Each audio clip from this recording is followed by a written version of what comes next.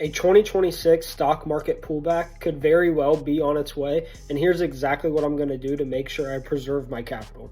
You can see in this graph right here, whenever a combination of these financial ratios reach a certain point, we're destined for a major stock market pullback.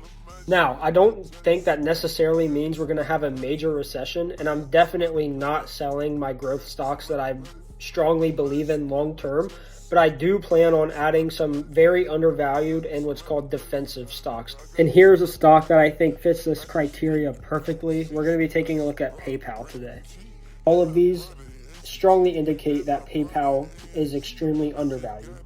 These on my weighted scale scored a 4.15 out of 5 stars. Right here is a 3-year expected share price and what I think the return might be.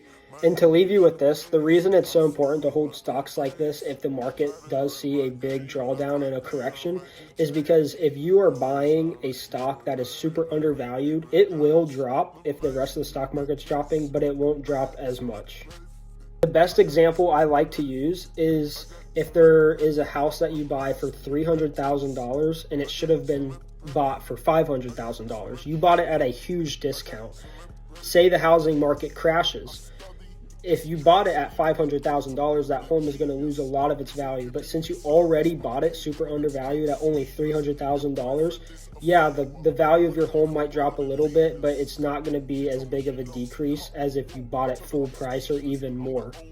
So I do plan on adding PayPal in the coming weeks and holding it for 2026 and then reevaluate maybe halfway through the year and see how the market's doing.